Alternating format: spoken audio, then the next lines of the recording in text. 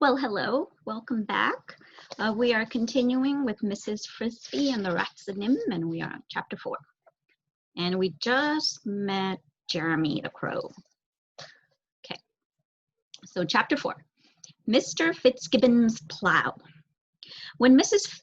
Frisby went into her house, she found Timothy asleep and the other children waiting, frightened and subdued. "He went to sleep right after you left," Teresa said. "He's waked up twice, and the second time he wasn't delirious. He said his chest hurt and his head hurt. But, Mother, he seemed so weak. He could hardly talk. He asked where you were, and I told him. Then he went back to sleep." Mrs. Frisby went to where Timothy lay, a small ball of damp fur curled under a bit of cloth blanket. He looked scarcely larger than he had when she and Mr. Frisby had carried him to Mr. Age's as an infant, and the thought of that trip made her wish Mr. Frisby were alive to reassure the children and tell them not to worry. But he was not, and it was she who must do it. "Don't worry," she said. "Mr. Ages gave me some medicine for him and says he will recover." She mixed the contents of one of the packets, a gray-green powder, in water, and then gently shook Timothy awake. He smiled. "You're back," he said in a voice as small as a whisper. "I'm back, and I've brought you some medicine. Mr. Ages says it will make you all right." She lifted his head in her arm, and he swallowed the medicine. "I expect it's bitter," she said. "It's not so bad," he said. "It tastes like pepper." And he fell back asleep immediately. The next morning, as predicted, his fever was lower, his breathing grew easier, and his heartbeat slowed down. Still, that day, he slept 7 hours out of each 8. The next day, he stayed awake longer, and on the 3rd, he had no fever at all, just as Mr. Ages had said. However, since Mr. Ages had been right in all that, Mrs. Frisby knew he was sure to have been right in the other things he said as well. Timothy was not really strong yet. He must stay in bed, stay warm, and breathe only warm air. During those 3 days, she had stayed close by his side, but on the 4th, she felt cheerful enough to go for a walk and also to fetch some more of the corn from the stump so they could have it for supper. She went out of her front door into the sunshine and was surprised to find a spring day waiting for her. The weather had turned warm while she had stayed indoors. February was over and March had come in, as they say, like a lamb. There was a smell of dampness in the air as the frosted ground thawed, a smell of things getting ready to grow.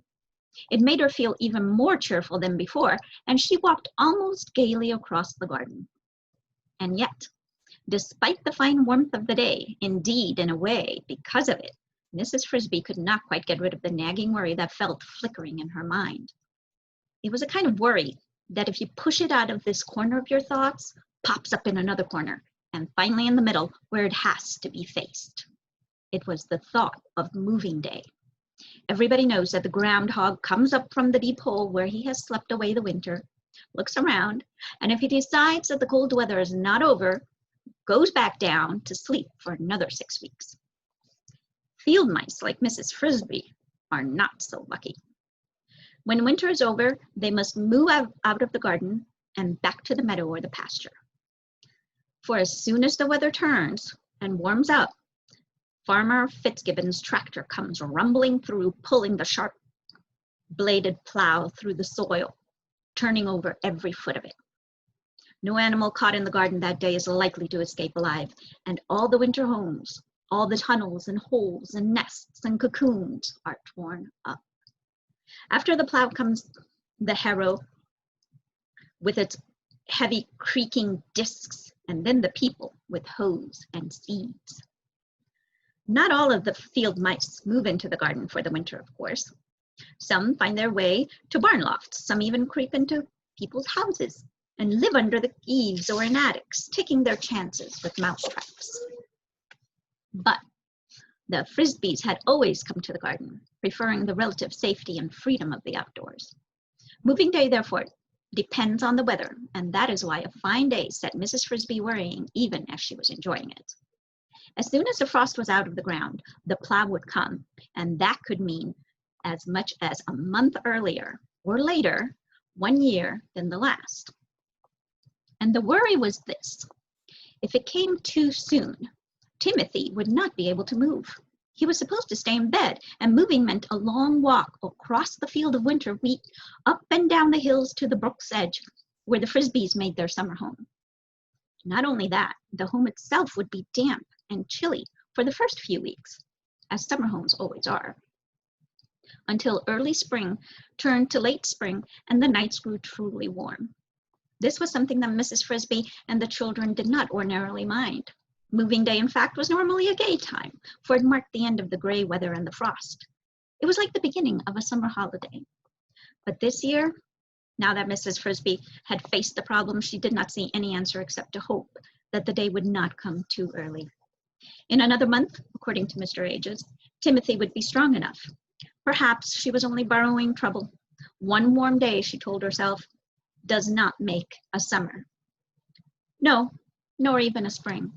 She walked on through the garden and saw ahead of her a small figure she knew. It was a lady shrew, a tiny thing scarcely bigger than a peanut, but with a wit as sharp as her teeth. She lived in a simple hole in the ground a few yards away. Mrs. Frisby met her often and had grown to like her, though shrews are generally unpopular, having a reputation for short tempers and extremely large appetites. "Good morning," said Mrs. Frisby. "Ah, Mrs. Frisby, good morning indeed." "Too good is what I'm thinking." The shrew was holding a stalk of straw, which she now thrust into the earth. It went down easily for 2 inches or more before it bent in her hand. "Look at that. The top of the frost is gone already. Another few days like this and it will be all gone. Then we will have the tractor in here again, breaking everything up." Now let's look at the picture of the shrew. Can you see that? Is it focusing? Here we go. Not very focused, I'm afraid. "So soon? Do you really think so?" asked Mrs. Frisby, her worry returning in a rush stronger than before. "He plows when the frost is gone. Remember the spring of '65?